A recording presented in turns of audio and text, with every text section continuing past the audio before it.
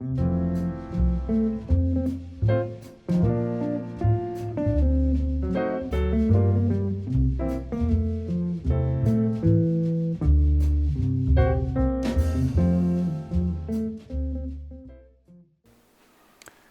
안녕하세요. 지난 시간에 우리가 치유의 자원에 대해서 우리 안에 이미 내재되어 있는 치유의 자원에 대해서 얘기하고 있었어요. 그죠? 첫 번째는 갓난아이가 태어나자마자 부모님이 우리를 꽉 안아준 것, 특히 엄마의 홀딩이 굉장히 중요했다. 마치 본인이 신처럼 느끼는 전능감을 경험하는 경험이었다. 그러다가 엄마랑 떨어졌을 때도 엄마가 바로 와서 제일 먼저 뭐 해줬다고요? 홀딩을 해주신, 그때 그 경험을 우리는 굉장히 중요하게 생각한다. 그게 지금도 우리에게 필요하다. 누군가에게 안겨지는 경험. 근데 그냥 단순히 예전에 그런 것도 있었어요. 지나가다가 안아드릴게요. 프리 허그라고 하는. 누군가 안아주면 그거 자체로도 의미가 있어요. 어떤 분은 그거 하나로 눈물이 나는 분이 있습니다. 근데 그거보다 하나 더 나아가면 그 홀딩 가운데 감정이 교류되는, 내가 상대방에게 공감받는 경험이 있다면 이거는 정말 엄청난 치유의 동력을 제공하게 됩니다. 자, 두 번째, 그래서 엠퍼티에 대해서 얘기를 했고요. 지난번에 인간은 이상하게 다른 동물에게 필요 없는 심리적 산소가 필요하다라고 하는 정신분석학자가 주장을 하고, 제가 지난 시간에 그런 얘기까지 하다가 말았어요. 왜 그런 거지? 우리는 왜 이렇게 심리적 산소가 필요한 거지? 이걸 조금 더 과학적으로 설명하는 방법은 없을까? 제가 신학적으로는 조물주가 그렇게 지었다, 뭐 이렇게 얘기할 수도 있겠지만, 자, 잠깐 우리가 생물학적으로 한번 살펴볼까요? 인간은요, 다른 동물과 대별되는 발달상의 특징이 있습니다. 단순히 포유류만 비교해봐도 아주 확연하게 차이가 납니다. 그게 뭐냐면 재구실을 못해요. 태어났는데 사람 구실을 못합니다. 그게 가장 동물과의 큰 차이점이에요. 그 무슨 말입니까? 제가 처음에 그 미국에 유학을 가서 큰아이가 태어났습니다. 딸이 태어났어요. 근데 이제 딸아이가 이제 태어난 지 꽤 됐는데 아직까지 목을 못 감아요. 그래가지고 이제 한국에서 이렇게 구멍 뚫린 베개를 공수해 갖고 와가지고 아이에 이렇게 고개를 탁 이렇게 고정시켜주는 그런 베개에 눕혀갖고 이제 아내랑 저랑 TV를 봤습니다. TV 뭘 봤냐면 동물의 왕국을 봤어요. 근데 거기서 기린이 새끼 낳는 장면을 보여주더라고요. 기린이 새끼 낳는 장면. 여러분 가끔 이렇게 너튜브 같은 데 쳐보시면 기린이 새끼 낳는 장면 이렇게 보여주는 그런 동영상이 있습니다. 기린이 다리가 길잖아요. 서서 나요. 기린이 서서 아기를 낳더라고. 새끼가 태어났습니다. 근데 이 엉덩이 부분인가요? 거기서 퉁 하고 떨어져요. 자루 떨어지듯이. 되게 아프겠더라고. 우리 같으면 제일 먼저 뭐 할까요? 첫 번째 힐링 코드? 네, 홀딩을 해야죠. 아이가 떨어졌어요? 제일 먼저 안아야죠. 어떻게 안아야 될 거 아니에요? 기린은 어떻게 할까요? 앉지 않습니다. 그냥 쳐다보는 거예요. 너 떨어졌니? 뭐 이러면서. 네. 여러분, 굽이 있는 포유류들은요, 굽이 있는 포유류들은 안을 수가 없습니다. 굽이 있는데 어떻게 앉겠어요? 앉는 건 불가능해요. 뭐 그래서 못 앉는 것도 있고요. 그럼 어떻게 하는 줄 아세요? 발로 찹니다. 뒷발로 툭툭 칩니다. 새끼를. 아이가 좀 아프겠더라고요. 어떨 때 막 세게 차. 그랬더니요, 가만 보고 있었더니 이 새끼 기린이 일어나려고 합니다. 비틀거리면서 막 일어나려고 그러는 거예요. 엄마가 막 차니까. 그래갖고 제가 그 TV를 보면서 우리 아내한테 야, 저러다 일어나겠다, 야. 그랬거든요. 그랬더니 진짜 일어나더라고. 우리가 기절하는 줄 알았어요. 너무 그때 충격을 받았어요. 우리 애는 언제 저렇게 돼요? 한 10달은 더 기다려야 되잖아요. 아니 1년 기다려야지 일어나잖아요. 근데 쟤는 태어나자마자 일어나요, 기린은요. 너무 놀랍더라고요. 그래갖고 비틀거리면서 일어났습니다. 딱 제 발로 쓰는데 그 아나운서가 그러더라고요. 브라보 막 그러더라고요. 아이가 일어났대. 새끼가 일어나요. 태어나자마자요. 심지어는요, 그 새끼 기린이요, 이 새끼 기린도 좀 목이 길더라고. 이렇게 하더니 고개를 딱 드는 거예요. 그리고 내가 우리 딸을 보니까 얘가 얼마나 안 돼 보이는지, 얘는 뭐 하는 거예요, 지금? 고개를 지금, 태어난 지 꽤 되는데 아직도 고개를 못 가누고 있는데 기린이 훨씬 낫죠. 그죠? 자, 이게 무슨 얘기냐. 우리가요, 발달상 특징이, 인간은, 저와 여러분은 아주 오랫동안 뭐 엄마, 뭐 우리 동물로 하면 어미가 필요한 거고, 아니면 또 다른 성인 누군가가 나를 돌봐줘야 돼요. 그게 아니면요, 엄청나게 부실해집니다. 몸도 못 가누고요. 어쩌면 생존이 불가능할 수도 있어요. 자, 이게 근데 왜 이게 우리에게 심적산소와 연결이 되는 걸까요? 그러니까 인간은 아주 오랫동안 실제로 동물로 따지면, 우리가 인간을 동물로 한번 제가 비유해 볼게요. 유기체로 비교해 볼게요. 이 유기체는 아주 특별한 유기체입니다. 이거를 뭐라고 얘기했냐면 생물학자들은 high maintenance organism 이렇게 얘기를 하더라고요. 인간이라고 하는 유기체는 손이 많이 간다는 얘기예요. high maintenance. 유지보수하는데 엄청나게 시간이 많이 든다는 거죠. 한 아이를 스스로 걷고 인간답게 자기구실하게 만드는데 시간이 굉장히 많이 필요하다는 거예요.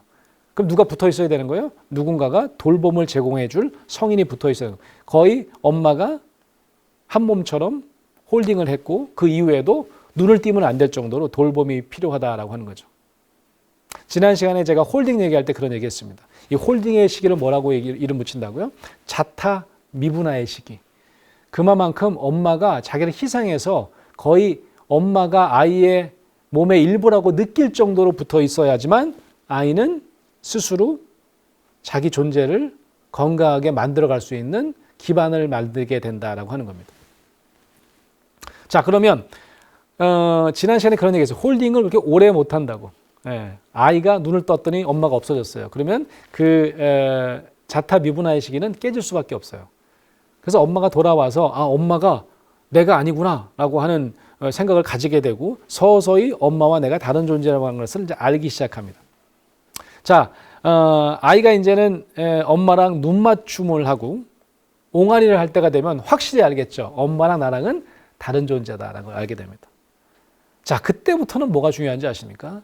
그때부터는 엄마랑 나랑 감정을 나누는 게 굉장히 중요합니다. 자, 홀딩이 뭐라고요? 물리적인 게 아니라고 했습니다. 홀딩은 물리적인 것뿐만 아니라 그 물리적인 공간에서 서로 연결감을 느끼는 거예요. 자, 갓난 아이가 이제 엄마가 분명히 나랑 다른 대상이라는 걸 알고 난 다음에 제일 먼저 해야 될 건 뭐냐면 바로 까꿍입니다. 까꿍. 여러분 혹시 그 까꿍을 다른 나라에서 한번 발견해 보신 적 있어요? 제가 이제 외국에 가가지고 이제 미국서 이제 그 유학생을 하는데 교회를 이제 미국인 교회를 다녔어요. 교회를 이제 일요일마다 이제 교회를 가는데 아니 거기서 할아버지가 손녀한테 까꿍을 하는 거예요. 미국 사람들이. 깜짝 놀랐어요. 언제 까꿍이 수출됐지? 이래갖고 이제 삐까부 이러는 거예요. 깜짝 놀랐어요. 말만 다르죠. 이거 삐까부라 그러니까. 너무너무 신기한 거예요. 그래서 삐까부를 어디서 배웠냐고. 그랬더니 미국 사람들이 뭘 배워. 그냥 한 거지 뭐 이런 거죠. 너무 놀라운 거예요. 제가 그 유럽에 처음 가가지고 오스트리아에 저는 제일 먼저 간 유럽이 오스트리아인데 거기 독일말을 쓰잖아요. 독일말로 까꿍 물어봤잖아요. 제가. 근데 독일말로도 까꿍이 있네? 심지어는 제가 그 수업을 하는데 우크라이나 제 유학생 제자가 제가 까꿍 얘기하는데 막 웃어요. 그래서 내가 야, 너 우크라이나에도 까꿍 있니? 있대요. 한번 해보라고 그랬어요. 그랬더니 무슨 새끼 그러더라고. 나 깜짝 너 욕했지 나한테. 그랬더니 아니래. 진짜 무슨 새끼래요. 그래가지고 아니 이게 나라마다 다 있는 거 아니에요? 이게 까꿍이. 너무 신기하지 않아요? 이걸 뭐라 그러는 줄 아세요? 이거를 보편 심리학적이다 이렇게 얘기를 해요. 어느 나라에서 어느 나라로 건너간 게 아니고요. 모든 나라에 인간의 심리 때문에 만들어진 보편적인 놀이다 이런 거죠. 되게 유니버설한 놀이예요. 어디에나 있습니다. 뭐요? 제가 다 다녀보진 않았지만 아마 어느 문화권에 가도 까꿍은 있을 겁니다. 자, 꼭 까꿍은 뭐냐면 거울놀이에요. 거울놀이. 없다가 까꿍 이렇게 하는 겁니다. 때로는 엄마가 뭘 가렸다가 확 들추기도 하고, 그죠? 그래서 없었던 내 모습을 딱 봤더니 거울처럼 비춰보는 겁니다. 자, 여러분 한번 까꿍놀이를 하는데 까꿍 이렇게 하잖아요. 그럼 아예 까르르 웃잖아요. 근데 까꿍 이렇게 한번 해보세요. 까꿍 이러는데도 애가 웃으면 그게 좀 이상한 애예요. 웃을 수가 없어요. 왜냐면 거울이 좀 이상한 거야. 그러니까 까꿍이 아이들이 까르르고 좋아하는 이유는 뭐냐면 까꿍하고 그 엄마의 얼굴이 웃고 있기 때문에 그 웃는 얼굴에 자기를 비춰보는 거예요. 그걸 미러링이라고 하는 거죠. 그래서 이 거울을 통해서 이 아이는 엄마의 얼굴에서 자신을 비춰보는 거예요. 아까 얘기한 대로 까꿍 이렇게 하면 이게 이상하다 그래. 처음에는 웃지도 못하고 나중에는 울지도 몰라요. 그래서 아이가 심정적으로 좀 이렇게 안정이 되게 하고 싶다. 그러면 까꿍을 많이 해야 하면 좋아요. 왜냐하면 까꿍한 다음에 없었던 거울이 나타나는데 거울에서 나를 비춰보는데 그 안에서 비춰보는 내가 어때요? 되게 안정적이에요. 웃고 있어요. 편안해 보여요. 그럼 어떻게 해요? 나도 스스로 그 감정을 조율하게 되는 거예요. 아, 나도 편안하다라고 느끼게 돼요. 그래서 기질적으로 엄마와의 이런 안정적인 애착 때문에 기질도 되게 안정적인 아이가 됩니다. 왜 모든 문화권에서 까꿍을 하는지 아시겠죠? 까꿍은 아이에게 가장 중요한 어쩌면 거울놀이이고 공감놀이예요. 엄마랑 아이랑 같은 감정을 공유하는 놀이다 이렇게 보시면 될 것 같아요. 자, 근데 미러링이요. 엄마가 아이의 감정을 비춰주고 감정을 조율하는데 차이가 발생하기 시작합니다. 그래서 애착에 여러 가지 애착이 있다라고 학자들은 얘기하는 거예요. 애착의 정도 차이가 있다라고 하는 거죠. 거기에 따라서 기질이 달라지기도 합니다. 자, 거울로 따져볼까요? 거울이 항상 인상을 쓰고 있어요, 엄마가. 내가 엄마라고 하는 거울에, 아빠라고 하는 거울에 나를 비춰보는데 항상 인상 쓰고 있어요. 그리고 막 화가 나 있습니다.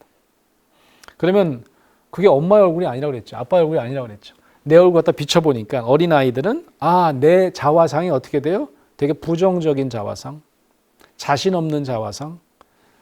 그래서 늘 이런 거울을 많이 만난 아이는 밖에 나도 자신이 없습니다. 엄마랑 비슷한, 아빠랑 비슷한 나이 또래 선생님이 나를 좋아하실까? 안 좋아할 가능성이 많아. 그래서 은맥이 주고 늘 내면에 아주 부실한 자화상을 갖고 살게 마련이다라고 하는 거죠. 어떤 거울은 이런 거울이 있어요. 깨진 거울이 아니라 요술 거울이 있어요. 변덕장이 부모들입니다. 이런 경우에는 때로는 그런 부모님 자신도 좀 어려움이 있는 분이 많아요. 부모님 자신이 심리적으로 좀 안정적이지 않은 분들이 많습니다. 때로는 우울한 감정에 오래 빠져 있는 분도 있고 기분이 좋으면 또 막 업이 되는 분이 있고 그러다 보니까 이게 이 거울이 어떨 때는 막 나를 막 물고 빨고 좋아라 하시는데 어떨 때 보면 막 물건을 던지시고 너무 화를 내시고 막 너무 무서워요. 이건 뭐라고 그래? 요술 거울이죠. 이러면 아이가 엄청나게 불안해집니다. 어느 장단에 내가 춤을 춰야 될지는 몰라요. 항상 불안합니다. 엄마를 눈치 보게 돼 있고 아빠를 눈치 보게 됐어요. 저 거울이 오늘은 어떤 모드일까? 스마일 모드일까? 아니면 굉장히 화가 나 있는 앵거 모드일까? 알 수가 없습니다. 그래서 늘 혼란스럽습니다. 애착 중에서 이런 어떤 그 혼란성 애착이 정말 아이의 그 나중에 사회성 형성에 어려움을 많이 준다. 이런 얘기들을 이제 하는 거죠. 그래서 이 까꿍, 감정을 엄마와 편안하게 공유하고 나눌 수 있는 것, 이게 아이의 평생을 좌우한다. 이렇게 해도 아마 과언이 아닐 거예요. 자, 부모의 미러링, 이게 왜 중요하다고요? 아이가요, 스스로, 내가 괜찮은 존재구나, 라는 것을 알게 하는데 가장 중요한 요소가 됩니다. 왜냐하면 밖에 나가서 누굴 만날 때도 그 사람의 거울에 나를 비춰볼 때 자신감이 있는 아이들과 그렇지 않은 아이들의 차이라고 할 수 있겠죠. 우리가 많은 그런 얘기들을 요즘에 하는 것 같아요. 요즘 아이들 자존심은 센 것 같다? 자존감은 부실하다? 이런 얘기를 왜 하는 거죠? 이 가정이라고 하는 이제 부모님이라고 하는 어떤 안전기지에서 불안을 많이 경험하고 변덕장이 거울, 때로는 깨진 거울을 가지고 내가 많이 내 자신을 비춰봤다면 내가 안정적으로 사회생활하면서 다른 사람과 내 모습을 당당하게 드러낼 때 그게 뭡니까? 그게 자존감 아닙니까? 그런 것에 있어서는 부실한 모습을 보이는 경우도 많다라고 하는 겁니다. 이 애착에 대해서 굉장히 많이 연구하고 이론을 만들어냈던 존 볼비라고 하는 학자가 있습니다. 이 존 볼비의 이론에 의하면 이 공감이라고 하는 게 때로는 이 부모님들이 진짜 아이 내면에 있는 감정들을 잘 공유하는 걸 못한다는 얘기를 많이 하세요. 부모님들이 아이가 불안하다 그러면 불안하기 뭐가 불안하냐고 그러고 부정하기 바빠요. 불 끄지 마, 불 끄지 마, 무서워 그러면 무섭게 뭐가 무서냐고 막 불 끄고 말이야. 무서워 죽겠다 해도 우는데 울지 말라 그러고 결국은 애착이 너무 잘 안 돼요.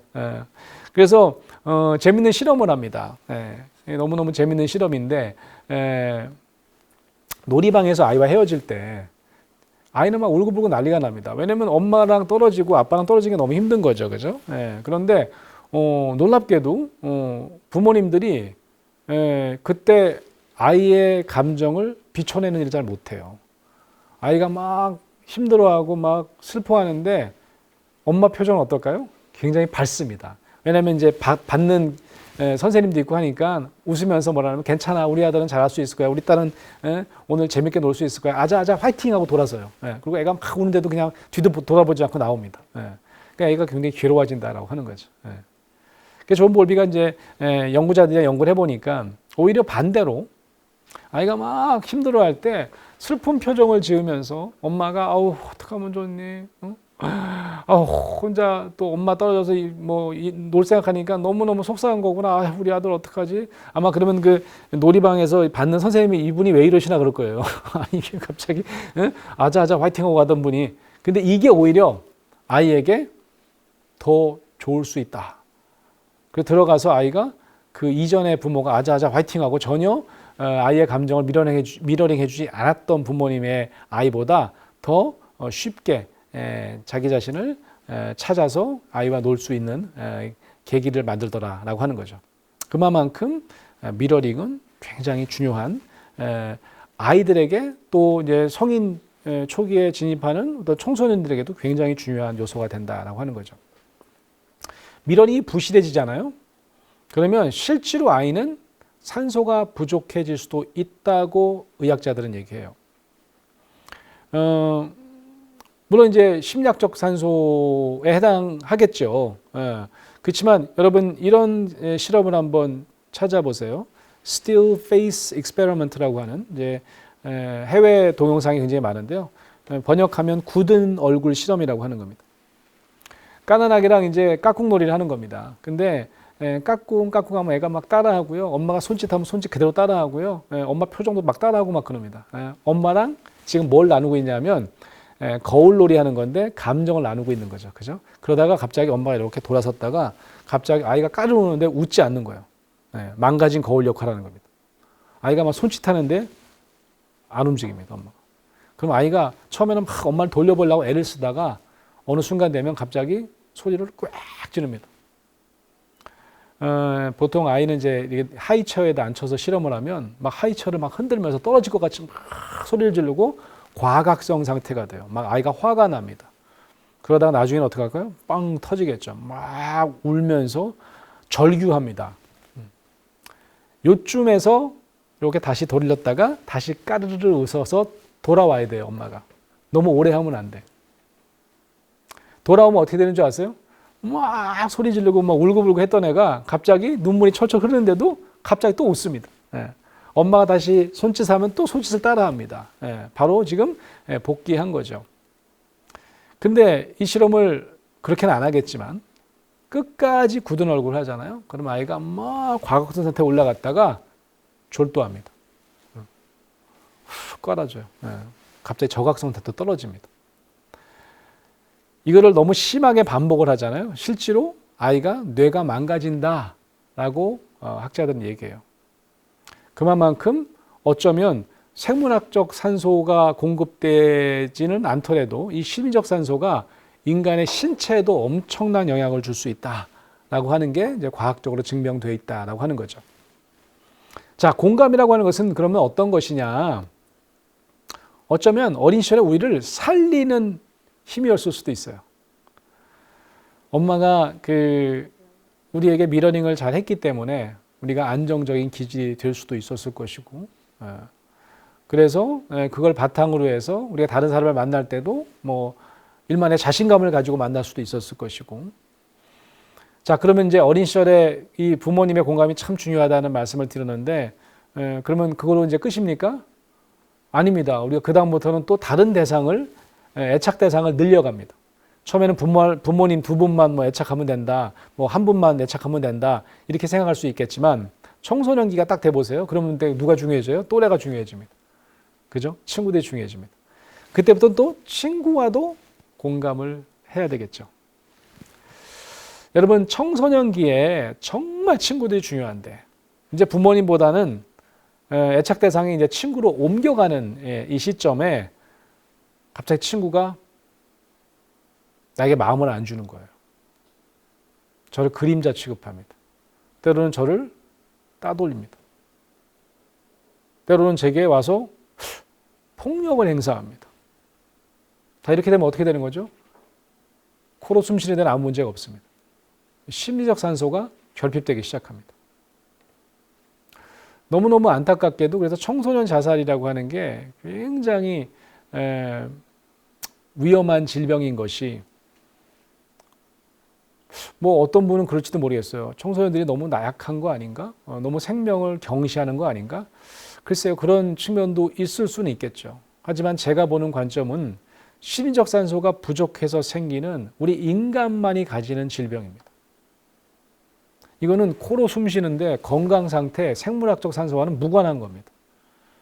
그래서 우리 주변에 우리가 지금 자살률이 가장 높은 참 오명을 가진 자살공화국이라고 하는 나라가 돼버렸는데 이럴 때일수록 우리가 한 사람에게 심리적 산소를 공급하는 치유하는 인간으로 사는 게 얼마나 중요한지 우리 주변에 있는 우리 가족은 물론이고요. 우리 자녀는 물론이고요. 네, 우리 주변에 있는 사람에게 사실은 심리적 산소는 산소통이 따로 있지 않아요. 단 한 명만 그 사람의 마음을 알아주고 공감해주면 그 사람을 살릴 수 있는데 그런 치유의 자원을 우리가 충분히 활용하는 저와 여러분이 됐으면 좋겠다 하는 생각이 듭니다. 저는 그 자살 방지 계약이라고 하는 뭐 언뜻 들으면 굉장히 이상한 그 서비스를 외국에서 처음 배운 적이 있어요. 나 자살할 거야 라고 하는 내남자를 만났습니다. 나요 언제 자살할지 몰라요. 나 자살 어떻게 할지 맨날 찾아봐요. 이런 분들이 있습니다. 제가 외국에서 자살을 하려고 하는 분들은 총기 구입 이미 해놨습니다. 이럽니다. 내가 쥐도 새도 모르게 총으로 산에 가서 자살할 겁니다. 이런 얘기를 막 합니다. 자, 그럼 어떻게 해야 될까요? 이 경찰에 신고해야 되나? 이거 어떻게 해야 되지? 그래서 제 슈퍼바이저에게 여쭤봤죠. 슈퍼바이저가 Suicidal Prevention Contract 했니? 라고 얘기를 하더라고요. 계약이 어떻게 하는 거예요? 사인하는 거예요? 아니 이건 사인하는 게 아니고 구두로 하는 거야. 이렇게 얘기를 합니다. 이걸 어떻게 하는 거냐면 제가 아무리 이제 그 담당 상담사지만 제 개인 핸드폰 번호 주지 않거든요. 보통 이제 상담센터 데스크 번호를 알고 있고 저랑은 이제 데스크 통해서 예약하고 뭐 그러는 거죠. 근데요 자살 방지 계약은 자기 개인 번호를 주게 되어 있습니다. 데이빗이라고 하는 사람이 저한테 자살을 하겠다고 얘기를 하면 데이빗 이거 내 핸드폰 번호야. 010 땡땡땡에 땡땡땡땡 알려줍니다. 언제라도 괜찮아. 너 진짜 세상에 아무도 없는 것 같고 이제 진짜 너 혼자밖에 없어서 이제 나 죽어야 되겠다라고 하는 마지막 순간에 너 나한테 전화해라. 알았지? 새벽에도 괜찮아. 언제든지 나한테 전화해. 알았지? 절대로 너 혼자 그렇게 가면 안 된다. 라고 하는 게 자살 방지 계약이에요. 제가 처음에 이제 한국에 돌아와가지고 자살 방지 계약에 대해서 소개를 하는데 이 계약인 줄 알고 계약서 좀 뭐 원본 같은 거 뭐 보내달라고 저희 센터 막 연락 오고 그러더라고요. 제가 자살 방지 계약에 대해서 처음에 이제 얘기했더니 한 20년 전에. 그랬더니 이제 지금은 이제 이게 구두 계약이네 그런지 아는데 제가 이제 수업 시간에 우리 학생들에게 얘기를 했습니다. 자살 방지 계약. 그 효과가 있을까요? 다들 뭐 갸우뚱해요. 네. 그러다가 어느 날 제 학생 한 명이 이제 자살 방지 계약을 한 겁니다. 자살하겠다는 젊은 대학생을 상담하다가 절대로 죽으면 안 된다고. 근데 너무 힘든 가정 생활을 하고 힘든 친구였대요. 예, 그래서 막 중고등학교 때도 막 몇 번 면도칼로 자살 시도도 하고 그랬던 친구였대요. 예. 근데 이제 나이가 이제 대학원생이니까 나이가 좀 있는 언니뻘 되는 상담사죠. 자살 방지하면서 자기 번호를 주면서 자기도 모르게 눈물이 났답니다. 논문이 나서 진짜 죽으면 안 된다고. 알았지? 언니한테 꼭 전화해. 뭐 상담사 선생님한테 꼭 전화해. 라고 하면서 이제 자살 방지 계약을 이제 구두를 한 겁니다. 다음 날 이 친구가 상담사가 우리 사이버 강의실에다 글을 올렸어요. 자기가 허락을 받고 내담자에게 받은 편지를 올린다고. 그 제목이 그런 거였어요. 자살 방지 계약의 파워풀함. 얼마나 이게 위력이 있는지 교수님이 할 때는 안 믿었는데. 그래서 이 내담자가 장문의 편지 가운데 이렇게 썼습니다. 내 주위에 아무도 나에게 내 마음을 이해해주고 공감해주는 사람을 만난 적이 없고, 상담사 선생님한테 내가 이 얘기를 했을 때 되게 어렵게 힘들게 얘기한 건데 그 얘기를 듣고 갑자기 자기 번호를 주면서 절대로 죽어서는 안 된다고 눈물 흘리는 당신을 봤는데, 그래서 내가 처음으로 이 세상에 내가 혼자가 아니라는 생각을 갖게 됐다. 난 앞으로 절대로 자살하지 않을 거다. 라고 하면서 상담도 앞으로 열심히 받겠다고, 그리고 내가 분명히 새로운 희망을 찾을 수 있을 거다라고 하는 새로운 소생의 어떤 존재를 좀 새롭게 인식하는 계기를 이제 느끼게끔 하는 편지를 쓴 거를 저에게 공개한 적이 있어요. 자살 방지 계약이라는 것은 전문가가 하는 심리적 산소의 완전 소실을 방지하는 임상적 개입이다. 저는 그렇게 생각해요. 근데 저 같은 전문가만 할 수 있는 게 아닙니다. 이 강의를 들으시는 여러분도 하실 수 있을 것 같아요. 늘 마지막 순간에는 여러분에게 본인의 얘기를 하고, 근데 야, 뭐 그런 거 갖고 그래. 너만 그런 거 아니야. 라고 하면 안 되는 거죠. 맞아, 너 참 힘들었을 것 같아. 너 정말 외로웠을 것 같아. 그래서 그 마음을 그냥 그대로 미러링 해주는 게 공감이지. 야, 그런 거 갖고, 야, 너 그러면 너 그렇게 하면 앞으로 세상 못 살아. 라고 하면, 아니, 마지막 사람에게 미러링 한번 받아보려고 얘기했다가, 아, 맞아, 난 여전히 혼자야. 라고 해서 정말 극단적인 선택을 하는 경우도 있어요. 그래서 마지막 순간에 전화 받은 분이 그 미러링을 잘못해서 그 죄책감으로 또 평생 어려워하시는 분도 제가 많이 만났습니다. 아무쪼록 우리가 그런 공감을, 미러링을 잘하는, 치유하는 인간으로 산다면 우리가 조금 우리 사회가 자살공화국이라고 하는 오명에서 벗어날 수 있는 계기도 만들 수 있지 않을까 싶습니다. 자, 이제 세 번째 주제를 잠깐 소개하려고 하는데요. 세 번째 주제는 바로 수용이라고 하는 주제입니다. acceptance라고 하는 주제인데요. 이 acceptance라고 하는 주제를 소개하기 위해서 제가 이 카운슬링이라고 하는 단어를 처음 만든 분을 잠깐 소개하려고 해요. 이분은 칼 로저스라고 하는 미국의 심리학자입니다. 소위 이제 상담학의 갓파더다 이렇게 얘기해도 과언이 아니죠. 왜냐하면 카운슬링이라고 하는 단어를 처음 이분이 쓰신 분이니까. 신조어를 만드신 분이다 이렇게 볼 수 있겠죠. 저도 가끔 이제 신학대학원에서 가르치는 상담학 교수여서 어떻게 신학대학원에서 상담학을 가르치냐 뭐 이렇게 하시는 분이 굉장히 많은데 이분도 놀랍게도 처음에는 신학대학원에 들어갔습니다. 목회자가 되려고 신학 공부를 한 적이 있어요. 굉장히 진보적인 신학교인데 뉴욕의 유니언 신학교에 들어가서 한 2년 정도 공부를 합니다. 그러다가 도저히 못할 것 같아요. 그래갖고 이제 2년 만에 그만둡니다. 나는 남들 앞에서 설교하는 건 나한테 안 맞는 것 같아. 라고 해서 성직과 가장 가까운 게 뭐지? 라고 이분이 찾습니다. 그게 뭐라고 생각했냐면 이분은 심리치료를 공부해서 아동과 청소년을 돕는 그런 전문가가 돼야 되겠다라고 생각을 합니다. 그때 이미 교육대학원에서 이분이 이제 콜롬비아 대학을 가는데 교육대학원에서 정신과 의사가 아니더라도 심리치료를 공부할 수 있었어요. 그래서 심리치료를 공부하기 위해서 임상심리학과 심리치료를 공부하기 위해서 콜롬비아 대학에 가서 석사를 하고요. 그리고 박사학위를 취득합니다. 석사학위를 취득한 다음에는 로체스터 아동학대 예방협회라는 데 가서 아동심리학자로 취업을 해서 일을 하기도 해요. 박사학위 논문 주제는 뭐였냐면 9살부터 한 13살 정도의 아동들의 성격 적응을 측정하는 검사를 개발해서 1931년에 박사학위를 받습니다. 그래서 이제 이분이 소위 아동과 청소년들을 위해서 검사를 하고 임상 심리 검사를 하고 면접 상담을 이제 하는 그런 전문가가 됐던 거죠. 그래서 첫 번째 이분이 전공 서적을 쓰는데 전공 서적이 영어로는 The Clinical Treatment of the Problem Child 이런 그 책이에요. 이분의 어떤 박사학위 논문을 이렇게 리바이즈해서 낸 책인데 눈여겨보아야 될 게 바로 문제 아동이라고 하는 단어입니다. 그때도 쓰고 지금도 쓰는 단어이죠. problem child, 문제 아동. 문제 아동은 임상 치료를 어떻게 해야 될 것인가 라고 하는 책을 이분이 쓴 거죠.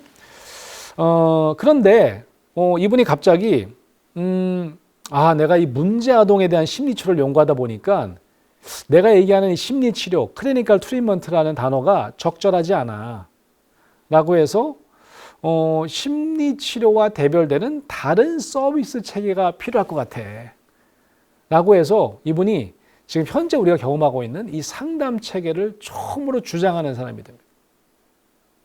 그래서 이 카운슬이라는 단어를 처음으로 신조어처럼 제안을 한 겁니다. 왜 그럴까요? 내가 문제 아동을 만나보니까 환자가 아니야.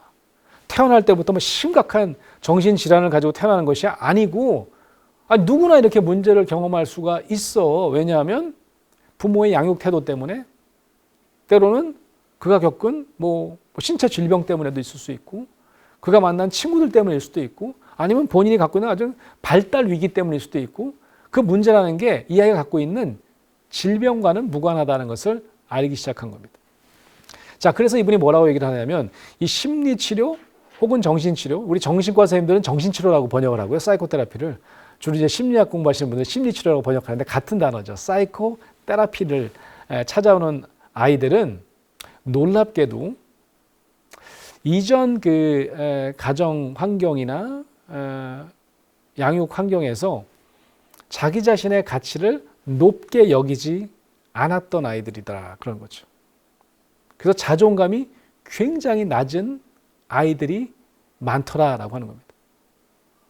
이게 자기 때문이 아닌 거잖아요. 우리가 지금 얘기하는 것처럼 가정 내에서 홀딩이나 엠퍼티를 충분히 경험해서 내가 나가서도 당당한 아이로 살 수 있는 자존감이 높은 아이가 아니라 가정 내에서 이미 그런 환경이 충분히 조성이 되지 않아서 홀딩과 엠퍼티의 코드를 많이 경험해보지 못했던 아이들이 상담 현장에 오더라라고 하는 겁니다. 그러면 이런 아이들에게 가장 필요한 상담 서비스는 어떤 모습이어야 될까? 이것을 이 로저스는 고민하고 이 세상에 제안을 했던 거죠. 지금의 어떤 상담 서비스 체계가 마련되는데 굉장히 중요한 역할을 했던 겁니다. 자, 이렇게 자존감이 떨어져 있는 이 어린 아동 내담자들에게 무엇이 가장 중요할지 이 얘기는 다음 시간에 이어서 말씀드리도록 하겠습니다. 오늘 여기까지 하겠습니다. 감사합니다.